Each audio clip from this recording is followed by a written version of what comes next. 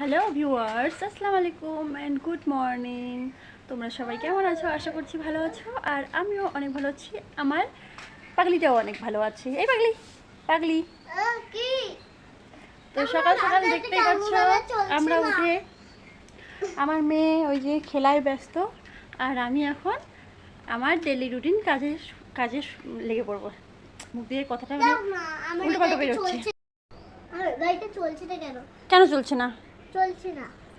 ওই পাখায় চালাও। ওইটা ওইভাবে চালায় না, ওইটা দড়ি ছিল না, পিছনে সুতো ছিল না, সুতোটা টানলে তারপরে চলবে,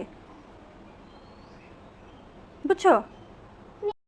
আর দেখো এখনো পর্যন্ত আমি কিচ্ছু করি নাই, আমার সব কাজ এখনো পড়ে আছে এভাবেই। আর এখন আমি সব কাজ করব। আর আরজুর আব্বু তো নেই, আরজুর আব্বু সকালবেলায় উঠে কাজে বেরিয়ে গেছে, তো আমাদেরকে ডাকেনি। আমরা এখন উঠলাম, উঠে এখন ব্রেকফাস্ট করলাম, করে টোরে এখন আমরা আরজু খেলছে।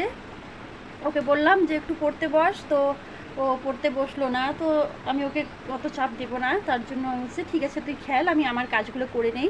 তো আমি প্রথমে এখন শাকটা বেছে নিব। তো এটা শাকটা এনেছিল আমার শ্বশুরমশাই কালকে বাজার থেকে। তো ওরা গেছে হ্যাঁ আলিপুরে, তো রান্না করার সময় পাই নাই, তো সেই কারণে আমার শ্বশুরমশাই বললো যে শাকটা আমাকে কেটে রান্না করতে বললো। তো সেই কারণে আমি এখন শাকটাকে বেছে নেব।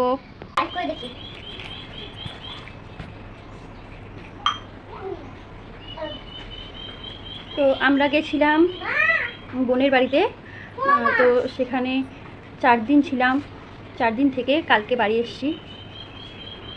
আরজু আর আমি গেছিলাম, কালকে বাড়ি এসেছি। তো এখন বাড়ি এসে এখন আমার আজকে প্রচুর কাজ আছে, সব কাজগুলো করতে হবে।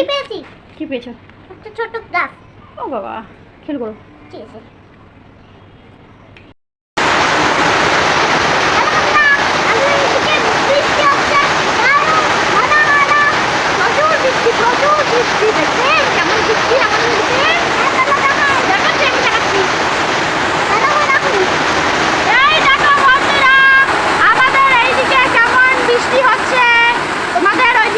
বৃষ্টি হচ্ছে কমেন্টে আমাদেরকে জানাবেন।